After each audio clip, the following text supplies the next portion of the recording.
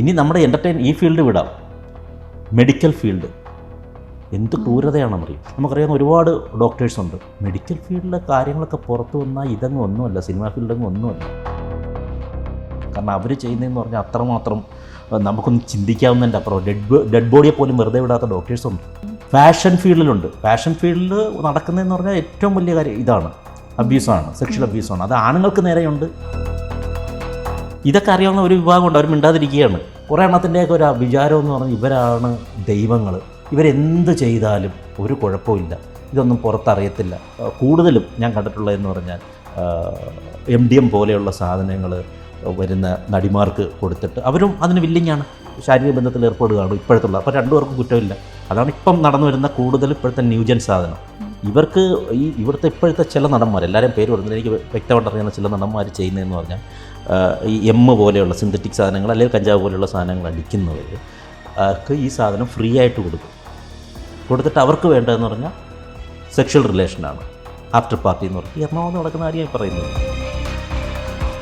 ഇവിടുത്തെ എന്താ സിസ്റ്റം മാറണമെന്നാണ് ഇവിടുത്തെ മൊത്തത്തിലുള്ള സിസ്റ്റം മാറണം. ഇപ്പോൾ എന്താണോ നടന്നുകൊണ്ടിരിക്കുന്നത് അതല്ലാതാകണം. നമ്മൾ സ്വാതന്ത്ര്യം കിട്ടുന്നത് ആഘോഷിക്കും. എന്ത് സ്വാതന്ത്ര്യമാണ് ഇവിടെ കിട്ടിയത്? പിന്നെ ഉണ്ട് ഈ പാവങ്ങളെ, ഇപ്പോൾ ഈ മറ്റേ ടെക്കുകൾ പോലുള്ള പാവങ്ങളെ പിടിക്കും, പിന്നെ പെറ്റിയടിക്കാൻ, ഇങ്ങനെയൊക്കെയുള്ള കാര്യങ്ങളൊന്നും പാവങ്ങളെ ഉപദ്രവിക്കാനൊക്കെയുള്ള സാധനമാണത്. ഇത് എത്രയോ നല്ല നടന്മാരെ, നടികളെ ഇല്ലാതാക്കി കളഞ്ഞിരിക്കുന്നു. ഇവന്മാരാണ് സിനിമ നിയന്ത്രിക്കുന്നത്. ഇങ്ങനെ കുറേ പേര് വാട്ട് എവർ. ഇതാരാ വളരെ ആവശ്യമായൊരു കാര്യമാണ് ഈ ഒരു ശുദ്ധികലശം. പക്ഷേ പലരും ആ ഒരു സിനിമ കൊണ്ട് മാത്രം ചിലപ്പം അവർക്ക് മുൻപോട്ട് ജീവിക്കാൻ തന്നെ വധഭീഷണിയായിട്ട് വരുമ്പോഴായിരിക്കില്ല ചിലപ്പം പറയാത്തത് പുറത്ത്. വധഭീഷണിയൊക്കെ അങ്ങനൊന്നും, കാരണം അതിനോട് എനിക്ക് യോജിപ്പില്ല. വധഭീഷണിയൊന്നുമില്ല, ചാൻസുകൾ ഇല്ലാതാക്കാം, ഒരു ഈസി ആയിട്ട് ചാൻസുകൾ ഇല്ലാതാക്കാം. അങ്ങനെ ചെയ്യുക. അവരുടെ തൊഴിൽ മേഖലയെ കൈവെക്കുക. അല്ലാതെ നിങ്ങളെ കൊന്നുകളയുന്ന ത്രെട്ടനിങ് കോളോ അങ്ങനെയൊന്നും ചെയ്യാൻ പറ്റാതെ അതിനൊക്കെയുള്ള ഇപ്പോൾ എല്ലാ തെളിവുകളും ശേഖരിക്കാനുള്ള സംഭവങ്ങളുണ്ട്. അങ്ങനെ വധഭീഷണി പേടിച്ചിട്ടായിരിക്കത്തില്ല. ജീവനെ പേടിച്ചെന്ന് പറയുന്നതേ തെറ്റാണ്. അങ്ങനെ ആയിരിക്കത്തില്ല. തൊഴിൽ ഇവർ കൈവെക്കും. സിനിമയിൽ മുന്നോട്ട് പോക്കുള്ള യാത്ര സുഗമമാക്കില്ല അവർ. കാരണം അത്രയും മേളിൽ നിൽക്കുന്നവരാണ് ഇവരെല്ലാം. മനസ്സിലായോ? കാരണം ഇവരുടെ കയ്യിലാണ് സിനിമ, മലയാള ഇൻഡസ്ട്രി. അപ്പോൾ അതിനെ ബാധിക്കും. അത് പേടിച്ചിട്ടാണ് പറയാത്ത പലരും. ഇപ്പോൾ എല്ലാ കാര്യങ്ങൾക്കും നമ്മൾ കാണാറുണ്ട്, ചില പോക്സോ കേസുകൾ വരുമ്പോൾ അല്ലെങ്കിൽ ചില കേസുകൾ വരുമ്പോൾ ഗവൺമെൻറ്റിനായിക്കോട്ടെ ലോയ്ക്കായിക്കോട്ടെ സമൂഹത്തെ കേസ് എടുക്കാൻ പറ്റും. പക്ഷേ ഇവിടെ അങ്ങനെ ഒരു നിലപാട് സർക്കാർ സ്വീകരിക്കുന്നില്ല. അതിന് പകരം പറയുന്നത് ഇരകൾ നേരിട്ട് കംപ്ലൈൻറ്റ് രജിസ്റ്റർ ചെയ്യട്ടെ എന്നാണ് പറയുന്നത്. ആ ഒരു നിലപാടിനെ പറ്റി ഇരകൾ നേരിട്ട് കംപ്ലൈൻറ്റ് രജിസ്റ്റർ ചെയ്ത സമയത്ത് അതിന് നടപടി കറക്റ്റായിട്ട് വന്നില്ലല്ലോ. മാധ്യമങ്ങളിൽ വന്നിട്ടുള്ളത് ഇരകൾ നേരിട്ട് കംപ്ലൈൻറ്റ് രജിസ്റ്റർ ചെയ്ത സമയത്ത് തുടർ നടപടികൾ ഉണ്ടായില്ലല്ലോ. അവർ ഈസിയായിട്ട് ഇറങ്ങി പോവുകയല്ലേ ചെയ്തത്. ഫാഷൻ ഫീൽഡിലുണ്ട്. ഫാഷൻ ഫീൽഡിൽ നടക്കുന്നതെന്ന് പറഞ്ഞാൽ ഏറ്റവും വലിയ കാര്യം ഇതാണ്, അബ്യൂസാണ്, സെക്ഷൽ അബ്യൂസാണ്. അത് ആണുങ്ങൾക്ക് നേരെയുണ്ട്, പെണ്ണുങ്ങൾക്ക് നേരെയുണ്ട്. ഇനി നമ്മുടെ ഈ ഫീൽഡ് വിടാം, മെഡിക്കൽ ഫീൽഡ് എന്ത് ക്രൂരതയാണെന്നറിയും. മെഡിക്കൽ ഫീൽഡിൽ നമുക്കറിയാവുന്ന ഒരുപാട് ഡോക്ടേഴ്സുണ്ട്. നമുക്ക് അതുമായി അടുത്ത് നിൽക്കുന്ന കുറേ പേരുണ്ട്.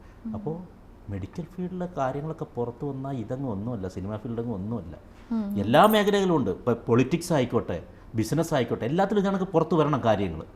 പക്ഷേ അപ്പോഴും ഞാൻ പറയുന്നത് എല്ലാ മേഖലകളും പുറത്തു വന്നാലും ഏറ്റവും നമ്മൾ ഞെട്ടാൻ പോകുന്നത് മെഡിക്കൽ ഫീൽഡിലായിരിക്കും. കാരണം അവർ ചെയ്യുന്നതെന്ന് പറഞ്ഞാൽ അത്രമാത്രം നമുക്കൊന്ന് ചിന്തിക്കാവുന്നതിൻ്റെ അപ്പുറം ഡെഡ് ബോഡിയെ പോലും വെറുതെ വിടാത്ത ഡോക്ടേഴ്സുണ്ട്.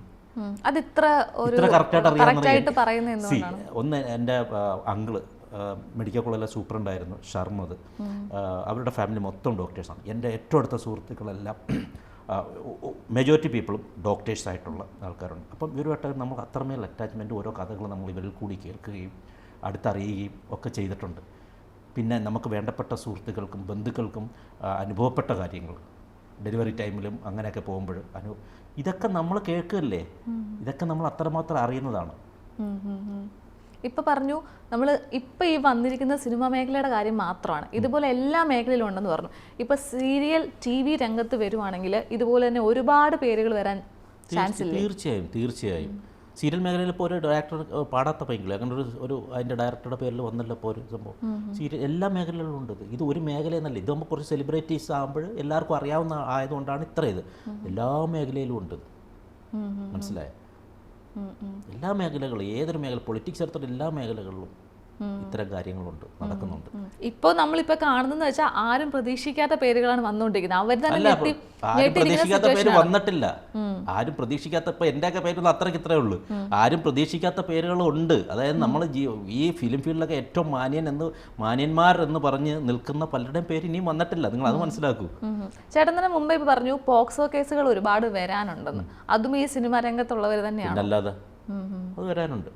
ഇതൊക്കെ അറിയാവുന്ന ഒരു വിഭാഗമുണ്ട്, അവർ മിണ്ടാതിരിക്കുകയാണ്. മനസ്സിലായോ? അത് വരുമായിരിക്കാം ചിലപ്പോൾ. കാരണം ചിലപ്പോൾ എന്ന് പറഞ്ഞാൽ അവർക്കൊക്കെ അത്രമാത്രം പിടിപാടുണ്ട് പൊളിറ്റിക്സിൽ. അതിൻ്റെയൊക്കെ ഏറ്റവും വലിയ ഉദാഹരണം ഈ പേര് പോലും പുറത്തു വരാത്തത്. ഈ ഒരു സംഭവങ്ങളൊക്കെ വന്നു കഴിയുമ്പോഴത്തേക്കിന് ആ ഒരു ഹേമ കമ്മിറ്റി റിപ്പോർട്ട് തന്നെ പറയുന്നുണ്ട്, അതായത് ഫെയിമിനും പൈസയ്ക്കും വേണ്ടി മാത്രമാണ് സ്ത്രീകളാണെങ്കിലും പുരുഷന്മാരാണെങ്കിലും സിനിമയിലേക്ക് വരുന്നെന്നുള്ളൊരു കുറച്ച് ആളുകളുടെ ഉള്ളൊരു എന്താ പറയുക, അവരുടെ ഒരു തോട്ട്. ഇത് തൊഴിലാണ്, ഇതെല്ലാ തൊഴിൽ പോലെ ഒരു തൊഴിലാണ്. പിന്നെ ചിലർ ഇഷ്ടപ്പെട്ട് ചെയ്യുന്നു, ഇഷ്ടപ്പെടാതെ ചെയ്യുന്ന എത്ര പേരുണ്ട്. അതായത് ആഗ്രഹിക്കാതെ സിനിമാ ഫീൽഡ് വന്നിട്ട് അതിൽ നിന്ന് വരുമാന മാർഗ്ഗം കിട്ടിയതിന് ശേഷം ഇഷ്ടപ്പെടാതെ ചെയ്യുന്ന ആൾക്കാരുണ്ട്. ഇതൊരു തൊഴിലാണ് എൻഡ് ഓഫ് ദി ഡേ, മനസ്സിലായി. പക്ഷേ അപ്പോഴും എനിക്ക് പറയാനുള്ള കുറേ അന്തം ഫാൻസുകളാണ് ഈ സിനിമാ മേഖലകളിലുള്ളവരെ ഇത്രയും ഒരു കാര്യമില്ലാതെ ആരാധിച്ച് ഇത്രയും ഉയരങ്ങളിൽ കൊണ്ടുവെക്കുന്നത്. മനസ്സിലായി. ഇവന്മാരുടെയൊക്കെ വിചാരം എന്ന് പറഞ്ഞാൽ കുറേ എല്ലാവരും എല്ലാം ഞാൻ പറഞ്ഞത് നല്ല ആൾക്കാരും ഉണ്ട് കേട്ടോ. കുറേ എണ്ണത്തിൻ്റെയൊക്കെ ഒരു വിചാരം എന്ന് പറഞ്ഞാൽ ഇവരാണ് ദൈവങ്ങൾ, ഇവരെന്ത് ചെയ്താലും ഒരു കുഴപ്പമില്ല, ഇതൊന്നും പുറത്തറിയത്തില്ല. കാരണം അത്രമാത്രം പിടിപാടും പൊളിറ്റിക്സും ഒക്കെ ഉള്ളവരായിരിക്കുമല്ലോ ഇവർ, സാമ്പത്തികമുണ്ട്. പക്ഷെ ഇപ്പോഴൊക്കെയല്ലേ ഇതൊക്കെ പൊളിഞ്ഞു തുടങ്ങിയത്. പണ്ടുകൊണ്ട് ഇതേ കണക്കത്തുള്ളവന്മാർ പണ്ടും ഉണ്ടാവുമല്ലോ. ഈ സിനിമ ഇൻഡസ്ട്രിയൊക്കെ തുടങ്ങിയ കാലം മുതലേ ഉണ്ട് ഇതൊക്കെ, മനസ്സിലായി. പക്ഷേ നമ്മൾ മനസ്സിലാക്കേണ്ട ഒരു കാര്യം എന്ന് പറഞ്ഞാൽ ഈ കുറേയൊക്കെ അന്തം ഫാൻസ് ഉണ്ടല്ലോ, ഇവരൊക്കെയാണ് ഇവരെ പൊക്കി ഒരു ദൈവത്തിന് തുല്യമായിട്ടോ. അതാണ് ഇവന്മാർക്ക് എന്തൊരു അഹങ്കാരികളാണ് കുറേ എണ്ണമൊക്കെ. നല്ലവരും ഉണ്ട്, എല്ലാവരെയും അല്ല. പിന്നെ ഇപ്പോഴത്തെ ജനറേഷൻ എന്ന് പറഞ്ഞത് അവരെന്ന് പറഞ്ഞത് കൂടുതലും ഞാൻ കണ്ടിട്ടുള്ളതെന്ന് പറഞ്ഞാൽ MDM പോലെയുള്ള സാധനങ്ങൾ വരുന്ന നടിമാർക്ക് കൊടുത്തിട്ട് അവരും അതിന് വില്ലിങ്ങാണ്. പരസ്പരം ആഫ്റ്റർ പാർട്ടി എന്നൊക്കെ പറഞ്ഞിട്ട് രണ്ടുപേരും ഓക്കെയാണ്. അങ്ങനെ ശാരീരിക ബന്ധത്തിൽ ഏർപ്പെടുകയാണ് ഇപ്പോഴത്തുള്ള. അപ്പോൾ രണ്ടുപേർക്കും കുറ്റമില്ല. അതാണ് ഇപ്പം നടന്നു വരുന്ന കൂടുതൽ ഇപ്പോഴത്തെ ന്യൂജൻ സാധനം, മനസ്സിലായ. കാരണം എല്ലാം ലഹരി, സിന്തറ്റിക് ലഹരിയാണ്.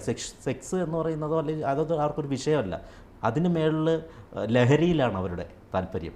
ഇപ്പോഴത്തെ ജനറേഷൻ്റെ കാര്യമാണ് ഞാൻ പറഞ്ഞത്. ഈ മ്യൂച്വൽ കൺസെന്റ് കൊണ്ട് ഇങ്ങനെ പോകുന്നവരുടെ പേരുകൾ അധികം ഇപ്പൊ വരുന്നില്ല ചേട്ടൻ തോന്നുന്നത്? തോന്നല്ല, അത് വരുന്നില്ലല്ലോ, അങ്ങനെ അധികം വരുന്നില്ലല്ലോ. 1-2 പേരിന് വരുമെന്നേ ഉള്ളൂ. കാരണം രണ്ടുപേരും ഇതിൽ ഓക്കെയാണ്. ഇവർക്ക് ഇവിടുത്തെ ഇപ്പോഴത്തെ ചില നടന്മാർ, എല്ലാവരും പേര് പറയുന്നത് എനിക്ക് വ്യക്തമായിട്ട് അറിയുന്ന ചില നടന്മാർ ചെയ്യുന്നതെന്ന് പറഞ്ഞാൽ ഈ പോലെയുള്ള സിന്തറ്റിക് സാധനങ്ങൾ അല്ലെങ്കിൽ കഞ്ചാവ് പോലെയുള്ള സാധനങ്ങൾ അടിക്കുന്നവർക്ക് ഈ സാധനം ഫ്രീ ആയിട്ട് കൊടുത്തിട്ട് അവർക്ക് വേണ്ടതെന്ന് പറഞ്ഞാൽ സെക്ഷൽ റിലേഷനാണ്, ആഫ്റ്റർ പാർട്ടി എന്ന് പറഞ്ഞിട്ട് എറണാകുളത്ത് നടക്കുന്ന കാര്യമാണ് ഈ പറയുന്നത്. എറണാകുളത്ത് നടക്കുന്ന കാര്യമാണ് ഈ പറയുന്നത്. അതാണ് പലരുടെ പേര് പുറത്തു വരും. കാരണം രണ്ടുപേർക്ക് സമ്മതമാണ്. ഇവർക്ക് ഇപ്പോഴത്തെ ജനറേഷൻ സെക്സിനേക്കാൾ ഉപരി മറ്റ് ലഹരികളാണ്, മനസ്സിലായ. ഇപ്പോൾ നമ്മൾ പറഞ്ഞു സിനിമാ മേഖലയിലുള്ള കുറേ ആളുകളുടെ പേര് പുറത്തു വരുന്നു. പക്ഷെ ഇതൊന്നും ഒഫീഷ്യലി വിടുന്നതല്ല, ആരുടെയും പേര് ഒഫീഷ്യലി പുറത്ത് വിട്ടിട്ടില്ല. അപ്പോൾ ആ ഒരു രീതി കൊണ്ട് നഷ്ടമാകുന്നത് ഒരു സിനിമ ഇൻഡസ്ട്രിയുടെ ഫുൾ പേരാണല്ലേ. അപ്പോൾ അത് പുറത്ത് വിടണമെന്നല്ലേ? 50% പറഞ്ഞാൽ മതി. 50% നല്ലവരും ഉണ്ട്, 50% ചീത്തയായിട്ട് ആൾക്കാരുണ്ട്. അപ്പോൾ ബാക്കി 50% ആളുകൾ നല്ലവരാണെങ്കിൽ അത് പുറത്ത് വിടേണ്ടത് പുറത്ത് വിടണം. ആക്ച്വലി അത് പുറത്തു വിട്ടാലേ, ഈ പേരുകൾ പുറത്തു വിട്ടാലേ, കാരണം ഇത് നമ്മളിപ്പോൾ ഇത് ആരാണ് ഇവന്മാരെല്ലാം അങ്ങനെയാണെന്ന് ഈ പറഞ്ഞ സ്നേഹം പറഞ്ഞത് കറക്റ്റാണ്. എല്ലാവരെയും ഇതിൽ സംശയിക്കും. നേരെ മറിച്ച് വ്യക്തമായിട്ട് ഇത് ആരൊക്കെയാണെന്നുള്ളത് പുറത്തു വിട്ടാൽ തീരാവുന്ന പ്രശ്നമേ ഉള്ളൂ. എന്തായാലും കുറേ ഇത്രയും ആയിരക്കണക്കിന് ആൾക്കാർ പ്രവർത്തിക്കുന്ന ഒരു മേഖലയാണിത്. അപ്പോൾ ഇതിനകത്ത് കുറച്ച് പേരല്ലേ ഇങ്ങനെ ഇപ്പം ഇതിൽ ഉള്ളത് കുറ്റക്കാരായിട്ട്, അവരുടെ പേര് പുറത്തു വിടണം. ഇവിടുത്തെ എന്താ സിസ്റ്റം മാറണമെന്നാണ് ഇവിടുത്തെ മൊത്തത്തിലുള്ള സിസ്റ്റം മാറണം. ഇപ്പോൾ എന്താണോ നടന്നുകൊണ്ടിരിക്കുന്നത് അതല്ലാതാകണം. ഇപ്പോൾ എങ്ങനെയാണോ നടന്നുകൊണ്ടിരിക്കുന്നത് അതല്ലാതെ പൂർണ്ണമായി മാറിയിട്ട് മറ്റൊരു സിസ്റ്റത്തിലേക്ക് വരണം. ഇവിടെ ആർക്കാണ് സ്വാതന്ത്ര്യം കിട്ടിയത്? നമ്മൾ സ്വാതന്ത്ര്യം കിട്ടുന്നതുകൊണ്ട് ആഘോഷിക്കുന്നത്. എന്ത് സ്വാതന്ത്ര്യമാണ് ഇവിടെ കിട്ടിയത്? പലർക്കും പലതാണ് നിയമങ്ങൾ. ഈ ആക്ച്വലി നിയമങ്ങൾ ഞാൻ നോക്കിയിട്ട് ഇങ്ങനെയുള്ളവരെ പ്രൊട്ടക്റ്റ് ചെയ്യാൻ വേണ്ടിയിട്ടുള്ളതായിട്ട് മാറിക്കൊണ്ടിരിക്കുകയാണ്. അതായത് ഇങ്ങനെയുള്ള കുറ്റവാളികളെ, പണവും അധികാരവും പിടിപാടുമുള്ള കുറ്റവാളികളെ പ്രൊട്ടക്റ്റ് ചെയ്യാനുള്ള ഒരു സിസ്റ്റമായിക്കൊണ്ടിരിക്കുകയാണ് ഈ നിയമങ്ങളെന്നാണ് എൻ്റെ കാഴ്ചപ്പാട്. പിന്നെ ഉണ്ട് ഈ പാവങ്ങളെ, ഇപ്പോൾ ഈ മറ്റേ ടെക്കുകൾ പോലുള്ള പാവങ്ങളെ പിടിക്കും, പിന്നെ പെറ്റിയടിക്കാൻ, ഇങ്ങനെയൊക്കെയുള്ള കാര്യങ്ങളും പാവങ്ങളെ ഉപദ്രവിക്കാനും കൂടെയുള്ള സാധനമാണത്. ഇപ്പൊ ഇത്രയും യഥാർത്ഥ നീതി ലഭിക്കുന്നില്ല. ഇപ്പൊ ഇത്രയും പ്രശ്നങ്ങൾ സ്ത്രീകൾക്കെതിരെ വന്നിട്ട് പോലും ഒരുപാട് സ്ത്രീകൾ മിണ്ടാതിരിക്കുന്നുണ്ടല്ലോ ഈ മേഖല തന്നെ. അപ്പം അതിനെ എങ്ങനെയാണ് നോക്കിക്കാണുന്നത്? കുറേ പേരൊന്നും മൗനം പാലിച്ചിരിക്കുകയാണ്. അല്ല, ഈ മൗനം പാലിക്കുന്നതിൽ കുറേ കാര്യങ്ങളുണ്ട്. നമുക്ക് അവരെയൊന്നും കുറ്റം പറയാൻ പറ്റില്ല. ഫാമിലി ഉള്ളവരുണ്ട്. കാരണം അവർക്കേ അറിയോ അവരത് പറഞ്ഞാൽ ഉണ്ടാകുന്ന ദോഷങ്ങൾ. ചിലപ്പോൾ ദോഷമായി ബാധിക്കും. അവർ സുഖമായി പോകുന്നൊരു കുടുംബജീവിതം ഉള്ളവരായിരിക്കും. അത് പറയില്ല. അത് നമുക്ക് അവരുടെ അടുത്ത് ഫോഴ്സ് ചെയ്ത് പറയൂ, എന്നാലേ നിങ്ങൾക്ക് നട്ടലുള്ളൂ എന്നൊന്നും നമുക്ക് ഫോഴ്സ് ചെയ്ത് അങ്ങോട്ട് പറയാൻ പറ്റില്ല. പിന്നെ ചിലർ സിനിമ കൊണ്ട് മാത്രമേ അങ്ങോട്ട് ജീവിക്കാൻ പറ്റൂ, അതിൽ സിനിമ സുഖങ്ങളെല്ലാം അനുഭവിച്ച് ഇനി അത് മാത്രമേ പറ്റുള്ളൂ എന്ന് പറയുന്നവരും ഉണ്ട് ഇതിൽ. അത്തരക്കാരൊന്നും ഒരിക്കലും ഇത് പുറത്ത് പറയില്ല. അങ്ങനെ പുറത്ത് പറയാൻ തുടങ്ങിക്കഴിഞ്ഞാൽ ഈ പേരുകളൊന്നും അല്ല ഇതിലൊന്നും ഒതുങ്ങി നിൽക്കില്ല, ഇങ്ങനെ വന്നുകൊണ്ടേയിരിക്കും. അതാണ് സംഭവം. ചേട്ടാ, അതേപോലെ തന്നെ ആ ഒരു റിപ്പോർട്ടിൽ പറയുന്നുണ്ട് ഒരുപാട് മാഫിയകൾ ഇതിനകത്ത് പ്രവർത്തിക്കുന്നുണ്ട്, അതേപോലെ പല ലോബികളുണ്ടെന്നൊക്കെ. അതാണ് ഈ ഒരു പവർ ഗ്രൂപ്പ്. ഇതിപ്പോൾ ഇതുപോലുള്ള കുറച്ച് ഗ്രൂപ്പുകളാണ് ഇവിടെ നിയന്ത്രിക്കുന്നതെന്ന് പറയുന്നുണ്ട്. അത് ഉള്ളതാണെന്നാണോ ചേട്ടൻ വിശ്വസിക്കുന്നത്? 100% ഉള്ളത് തന്നെയാണ്. എത്രയോ നല്ല ഡയറക്ടേഴ്സിനെ ഇവരില്ലാതാക്കി കളഞ്ഞ്, എത്രയോ ഹിറ്റ് സിനിമകൾ ചെയ്തിട്ടുള്ള അവരൊന്നും ഈ ലോബിയിൽ പേര് നമ്മളിപ്പോൾ എടുത്തു പറയുന്നില്ല. കുറേ പേര് അവരൊക്കെ എത്ര ഹിറ്റ് സിനിമകൾ ചെയ്ത ആൾക്കാർ ഇല്ലാതാക്കി കളഞ്ഞിരിക്കുന്നത്. എത്രയോ നല്ല നടന്മാരെ നടികളെ ഇല്ലാതാക്കി കളഞ്ഞിരിക്കുന്നു. അവർക്ക് വേണ്ട വിധമുള്ള വേണ്ട സ്ഥാനങ്ങൾ കിട്ടാതെ പോകുന്നുണ്ട് പലർക്കും. അതൊക്കെ ഈ ലോബി ഇവന്മാരുടെ ഈ ക്രൂരന്മാരുടെ കളിയാണ്. അത് കംപ്ലീറ്റ് ഇവന്മാരാണ് സിനിമ നിയന്ത്രിക്കുന്നത്. ഇങ്ങനെ കുറേ പേര്, മനസ്സിലായോ? അങ്ങനെ ഒരുപാട് പേരെ ബാധിച്ചു. ഇപ്പൊ ഈ ഒരു കാര്യങ്ങളൊക്കെ പെട്ടെന്ന് പുറത്തു വരാനേ ആരുടെയെങ്കിലൊക്കെ ഒരു ചരടുവലി ഉണ്ടെന്ന് തോന്നുന്നുണ്ടോ? കാരണം ഇത് ഇത്രയും നാളും പുറത്ത് വന്നിട്ടില്ല. അപ്പൊ പെട്ടെന്നൊരു സുപ്രഭാതത്തിൽ വരുമ്പോഴത്തേക്കിന് ആരുടെയെങ്കിലൊക്കെ ഒരു ചരടുവലി. നമ്മളെന്തിനാണ് അങ്ങനെ ചരടുവലിയെ കുറിച്ച് നോക്കിക്കാണുന്നത്? ഇപ്പോഴെങ്കിലും വന്നല്ലോ, അതിന് ആ നട്ടല്ലായി നിന്ന ആൾക്കാരെ അപ്രിഷ്യേറ്റ് ചെയ്യല്ലേ വേണ്ടത്. അത് പാർവതിയെ പോലെ ഉള്ളവരും അവരെയൊക്കെ നമ്മൾ അപ്രിഷ്യേറ്റ് ചെയ്യാണ് വേണ്ടത്. പക്ഷേ അവരൊക്കെ എതിർത്ത് നിൽക്കാന്ന് പറഞ്ഞാൽ ചെറിയ കാര്യമാണോ? അല്ല, ആ നട്ടലുള്ളവരുണ്ട്. ഓഫ് കോഴ്സ് WCCയെ നമ്മൾ അതിന് പ്രശംസിക്കുക തന്നെ വേണം. പക്ഷേ ഇത് മുതലാക്കുന്ന കുറച്ച് ആളുകളും കാണത്തില്ലേ? എങ്ങനെ മുതലാക്കുന്നത്? കാരണം സിനിമയിൽ മാറി നിൽക്കുന്ന അല്ലെങ്കിൽ കുറച്ചൊക്കെ നമ്മുടെ കയ്യിലേക്ക് ഒതുക്കണമെന്ന് തോന്നുന്ന കുറച്ച് ആൾക്കാരും കാണത്തില്ലേ? ഈ ലോബികൾ നമ്മൾ സംസാരിച്ചത് പൊളിക്കുക എന്നുള്ള നല്ല ഉദ്ദേശത്തോടെ വരുന്നവരും കാണുമായിരിക്കാം. പക്ഷേ വാട്ടെവർ ഇതൊരു വളരെ ആവശ്യമായൊരു കാര്യമായിരുന്നു. ഈ ഒരു ശുദ്ധികലശം അത് വളരെ ആവശ്യമായൊരു കാര്യമാണ്. പൂർണ്ണമായി ഈ ചെളി പോവില്ല, പക്ഷെ ഒരിക്കലും എങ്കിലും കുറച്ചൊക്കെ ഒന്ന് തെളിഞ്ഞ നീരിൽ കൂടി കുറച്ച് നാളെങ്കിലും പോട്ടെ. ചേട്ടാ, ഇപ്പം അമ്മ സംഘടന എല്ലാവരും രാജിവെച്ചു. ആ ഒരു നമുക്ക് എന്താ പറയുക, എനിക്കൊന്ന് കുറേ നാളുകൾക്ക് ശേഷം ആ ഒരു വാർത്ത കേട്ട് നമ്മൾ കേരള ഫുൾ ഇങ്ങനെ ഒരു എന്താ തരിപ്പോടെ നിൽക്കുകയാണ്. എന്തിനു തരിക്കുന്നു? എന്ത് കഞ്ഞി കുടിക്കുക? അവരെ രാജിവെച്ച അമ്മക്കെന്തോ? അല്ല, ഞാൻ പറഞ്ഞത് കേരളം അങ്ങനെ തരിച്ചിരിക്കേണ്ട ഒരാവശ്യമില്ല. മനസ്സിലായോ? അവർ രാജിവെച്ചാൽ നമ്മളെ കഞ്ഞുകൂടി മുട്ടുമോ? ഒന്ന് ആലോചിച്ച് നോക്കി. എന്തിനാണ് തരിക്കുന്നത്? ഒരു കാര്യമില്ല. അവിടെ നടക്കുന്ന എന്തെങ്കിലും നമുക്കറിയാം. പേഴ്സണൽ അവിടെ നടക്കുന്ന കാര്യങ്ങൾ ഒരു തരിപ്പുമില്ല. അത് നമ്മൾ തരിക്കണമെങ്കിൽ നമുക്ക് വേണ്ടപ്പെട്ട ഒരു മരിക്കുന്ന വാർത്ത കേൾക്കുമ്പോഴൊക്കെയാണ് തരിക്കുന്നത്. അല്ലെങ്കിൽ നമുക്ക് നാളെ തൊട്ട് കഞ്ഞികൂടി മുട്ടിപ്പോകുന്ന കാര്യങ്ങൾ, അല്ലെങ്കിൽ അരിക്ക് വില കൂടുന്നെന്ന് പറയുമ്പോൾ വേണമെങ്കിൽ തരിക്കാം. നമ്മൾ തരിച്ചോണ്ടിരിക്കുകയല്ലേ അത്. പക്ഷേ സിനിമ എന്ന് പറയുമ്പോൾ, ഈ സിനിമ ഇൻഡസ്ട്രി എന്ന് പറയുമ്പോഴത്തേക്കും നമുക്കെല്ലാം ഒരു വികാരമായിരുന്നല്ലോ ഒരു കാലം തൊട്ടേ. ആ വികാര കൂടുതലുകൊണ്ടാണ് ഇപ്പോൾ ഈ സംഭവിച്ചിരിക്കുന്നത്. മനസ്സിലായോ? ഇവിടെ വികാരം തന്നെ കറക്റ്റ് തന്നെ. പക്ഷെ അത് ആ നടന്മാർക്ക് കുറച്ച് വികാരം കൂടിപ്പോയി. അതിലാണ് ഇപ്പോൾ ഈ നടക്കുന്നത് മൊത്തം. ഇപ്പോൾ ഇത്തെ ഈ ഒരു 17 അംഗം ഇറങ്ങി അല്ലെ, അമ്മയിൽ നിന്ന് രാജിവെച്ചിറങ്ങി.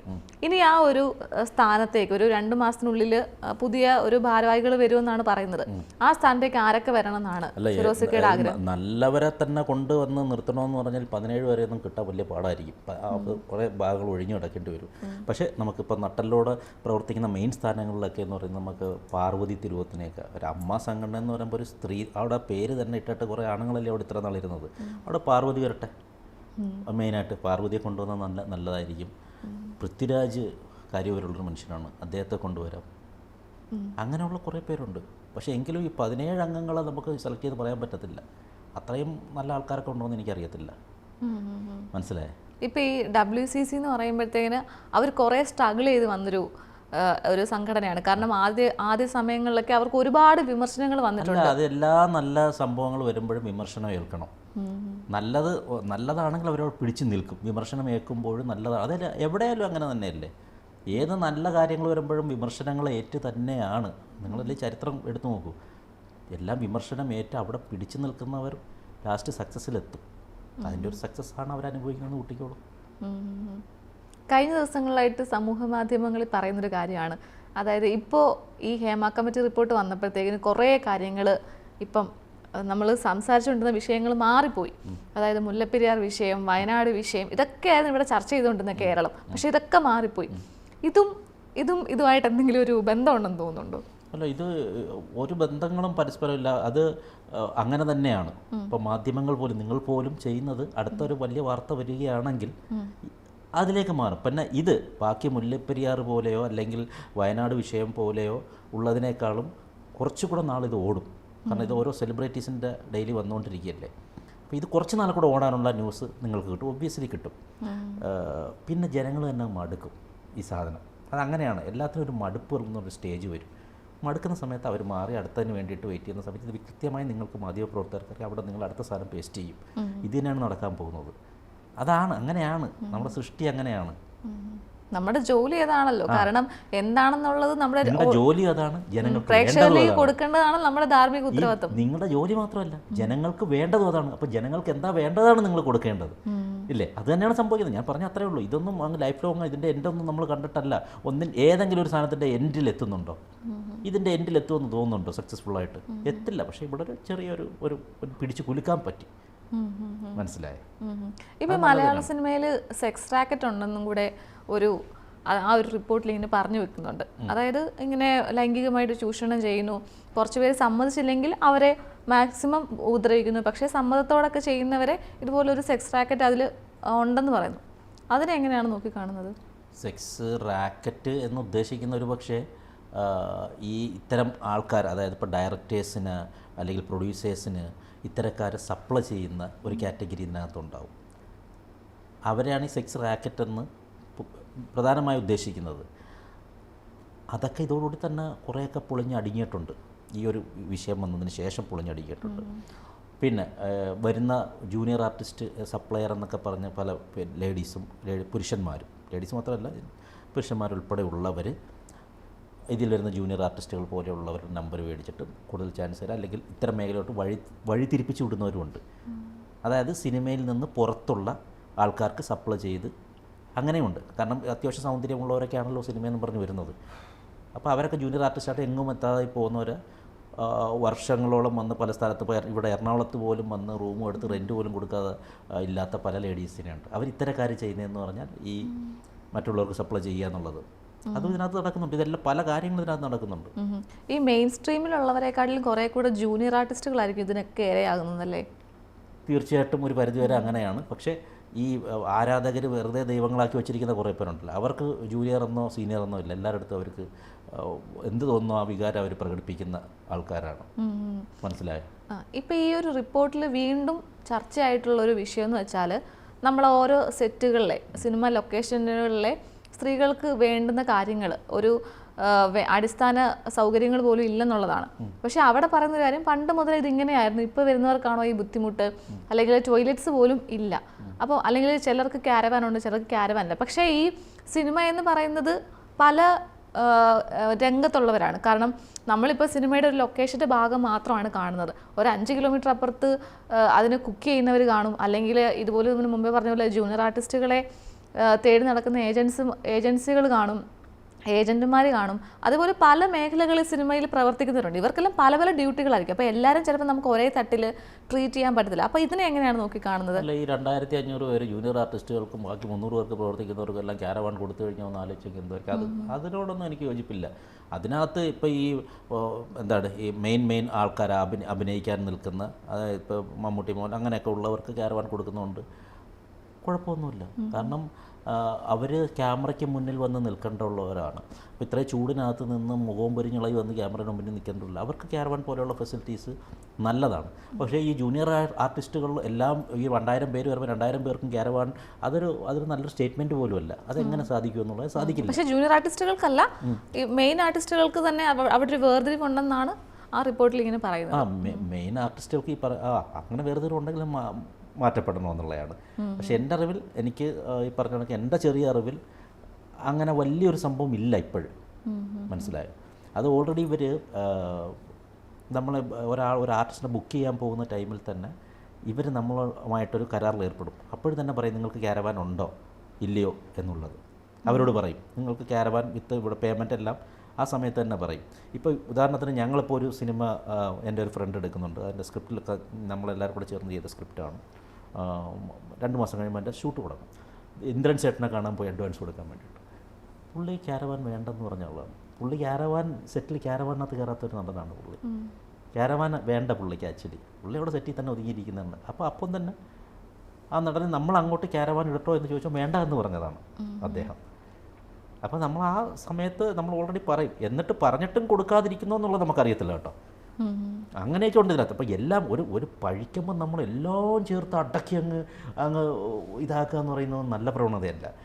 മനസ്സിലായോ? ഒരു തെറ്റ് പറ്റിയ ആൾ ലോകത്തുള്ള എല്ലാ തെറ്റും അങ്ങ് ചെയ്യുന്ന ഒരാളാണെന്ന് വിചാരിക്കരുത്. ഒരു നല്ലത് ചെയ്യുന്ന ആൾ ലോകത്തുള്ള എല്ലാ നല്ലത് ചെയ്യുന്ന ഒരാളാണെന്ന് വിചാരിക്കരുത്. മനസ്സിലായോ?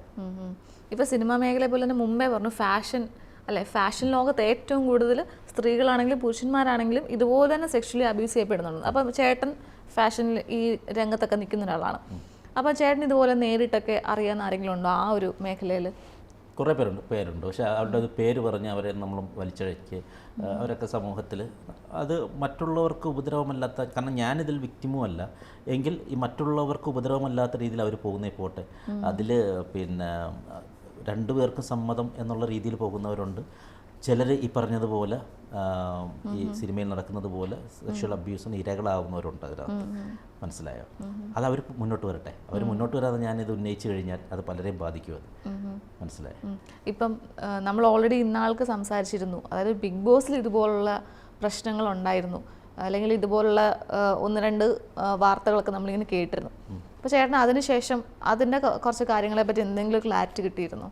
ബിഗ് ബോസിലെ ഇങ്ങനത്തുള്ള പ്രശ്നങ്ങളെ പറ്റി? അതായത് അന്നേ ഞാൻ പറഞ്ഞാണല്ലോ ക്ലാരിറ്റി. നമ്മൾ ഒരു കാര്യത്തെക്കുറിച്ച് പൂർണ്ണമായിട്ട് അറിയാതെ ആ ഒരു സ്റ്റേറ്റ്മെൻറ്റ് പറയരുതെന്നാണ് അന്നൊന്നും ഞാൻ പറയുന്നത്. ഞാനിപ്പോൾ ഈ പറഞ്ഞ ഈ കാര്യങ്ങളൊക്കെ എനിക്ക് പൂർണ്ണമായി ബോധ്യമുണ്ടായതുകൊണ്ടാണ് ഞാൻ പറഞ്ഞത്. അപ്പോൾ പോലും പല പേരുകളും കാര്യങ്ങളും അത് എടുത്തു പറയാൻ പറഞ്ഞത് ആ തെളിവുകൾ എൻ്റെ കയ്യിലുണ്ടായിരുന്നെങ്കിൽ ഞാനത് വ്യക്തമായിട്ട് ഇവിടെ പറഞ്ഞത്. എനിക്ക് ഒരു പേടിയില്ലാത്തയാണ്. ഈ നേരത്തെ പറഞ്ഞ വധഭീഷണിയൊന്നും എന്നെ സംബന്ധിച്ച് എനിക്ക് പേടിയില്ല. മരിക്കാൻ പേടിയില്ലാത്ത എന്നെ പിന്നെ എങ്ങനെ പേടിക്കാനാണ്, എങ്ങനെ പേടിപ്പിക്കാനാണ്? എന്നെ സംബന്ധിച്ച് സിനിമ എൻ്റെ ഏറ്റവും വലുതല്ല. എനിക്ക് ആഗ്രഹമുണ്ട്, ഇഷ്ടമുള്ളതാണ്. ഇപ്പോൾ ഈ കാര്യങ്ങൾ കൂടുതൽ ഞാൻ നേരത്തെ തന്നെ ഇത് സൂചിപ്പിച്ചായിരുന്നു. സിനിമ ഏറ്റവും കൂടുതൽ ആഗ്രഹിച്ച് ഫീൽഡിലേക്ക് വരുന്നതും പിന്നീട് സിനിമകളുടെ ഓരോ ക്രൂരതകൾ കണ്ടിട്ട് ഏറ്റവും ഇറക്കം സിനിമ എനിക്ക് വലിയൊരു സംഭവമായിട്ട് തോന്നാത്തതുമായ ഒരാളാണ്. പണ്ട് ആരാധിച്ച നടന്മാർ, ഇത് ഞാൻ നേരത്തെ ഈ സംഭവത്തിനൊക്കെ മുന്നേ പല ഇൻ്റർവ്യൂവിൽ നേരത്തെ പറഞ്ഞിരുന്നൊരു സംഭവമാണ്. മനസ്സിലായോ? കാരണം എനിക്ക് വരുന്ന 10 ചാൻസിൽ 9 ചാൻസും എൻ്റെ ഈ പ്രകൃതം കാരണം പോവുകയാണ് ചെയ്യുന്നത്. എന്ന് പറഞ്ഞിട്ട് എനിക്കൊന്നുമില്ല. ഞാൻ വലിയ പണക്കാരനാണ്, എനിക്ക് വലിയ ആഗ്രഹങ്ങളില്ലാത്തതുകൊണ്ട് എനിക്ക് വലിയ കുഴപ്പമൊന്നുമില്ല. എന്നെ വിശ്വസിച്ചിരിക്കുന്ന കുറച്ച് പേരെ ജീവിപ്പിക്കാനുള്ള കാര്യങ്ങൾ ഞാൻ നോക്കിക്കോളാം. ഇപ്പോൾ കുറച്ച് ദിവസങ്ങളായിട്ട് നമ്മൾ വാർത്തകൾ കണ്ടു, ഇതിൻ്റെ കാര്യങ്ങൾ കണ്ടു, ഒരുപാട് പേരുകൾ കേൾക്കുന്നു. ഇതിൻ്റെ ഒരു വിധി എന്താണെന്നാണ് ചേട്ടൻ കരുതുന്നത്? ഈ ഒരു ഹേമ കമ്മിറ്റി റിപ്പോർട്ടിൻ്റെയും ഇതിൻ്റെയൊക്കെ ഒരു ലാസ്റ്റ് ചലനം സൃഷ്ടിക്കാൻ പറ്റി, അതൊരു വലിയ നല്ല കാര്യം തന്നെയാണ്. പക്ഷേ അതിലുപരി വലിയ ഒരു ഗ്രേറ്റ് കൺക്ലൂഷൻ ഇതിലുണ്ടാവില്ല നമ്മൾ വിചാരിക്കുന്നത് പോലെ. കാരണം ഇവരൊക്കെയും പിടിപാടുള്ളവരാണ്. ഞാൻ എപ്പോഴും പറയുന്ന വാക്ക് നിങ്ങൾ ശ്രദ്ധിച്ചോണം. ഇവരൊക്കെ സാധാരണക്കാരല്ല. ഇവരൊക്കെ വ്യക്തമായി രാഷ്ട്രീയ പിടിപാടും പണവും ഉള്ളവരാണ്. ഇവർ ഒരു സക്സസ്ഫുൾ എൻഡിങ് ഇതിനുണ്ടാവില്ലെന്ന് തന്നെയാണ്. സാധാരണ മനുഷ്യർക്ക് ഉണ്ടാവുന്ന ഒരു നീതിയും ഇവിടെ ഉണ്ടാവില്ല. സാധാരണ മനുഷ്യരാണെങ്കിൽ ഓക്കെ പറയാം, പക്ഷേ ഇവിടെ ഉണ്ടാവില്ല. ഇതൊക്കെ തേഞ്ഞു മാഞ്ഞു പോവുകയും ഇതൊക്കെ വേറെ തലങ്ങളിലേക്ക് മാറുകയും ഇപ്പം ഏറ്റവും വലിയ രസം എന്ന് പറഞ്ഞാൽ ഈ വിക്ടിംസായിട്ട് വന്ന പല സ്ത്രീകളും പറയുന്നവർക്ക് എതിരെ ഇപ്പം സോഷ്യൽ മീഡിയ തന്നെ പറഞ്ഞു തുടങ്ങിയിട്ടുണ്ട്. ഇന്നത്തെ സോഷ്യൽ മീഡിയയിൽ പറഞ്ഞിരുന്ന നേരത്തെയൊക്കെ വാനോളം പുകഴ്ത്തിരുന്ന ലേഡിയെക്കുറിച്ച് അവളുടെ പഴയ ലൈഫ് ഇങ്ങനെയല്ലേ എന്ന് ചോദിച്ചിട്ട് അവളെക്കുറിച്ച് മാറ്റി പറയുന്നുണ്ട്. അതിങ്ങനെ തന്നെയാണ്, മാറിയും തിരിഞ്ഞും ഒക്കെ നിൽക്കും.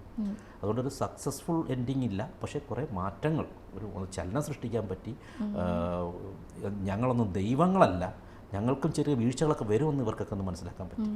ഇനി ഒരു 10 വർഷം കൂടെ കഴിഞ്ഞാൽ ചിലപ്പോൾ ഇതിനൊന്നും തെളിവും കാണത്തില്ലല്ലേ? ഉറപ്പല്ലേ? ഉറപ്പായ കാര്യമല്ലേ അതൊക്കെ. പിന്നെ ഇവരൊക്കെ തന്നെ ഭരിക്കും വീണ്ടും കേട്ടോ.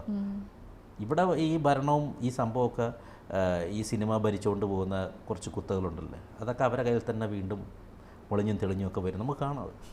എന്തായാലും സത്യം കാലം തെളിയിക്കട്ടെ, അങ്ങനെ നമുക്ക് പ്രത്യാശിക്കാം. അപ്പോൾ എന്തായാലും ചേട്ടാ, താങ്ക് യു സോ മച്ച്.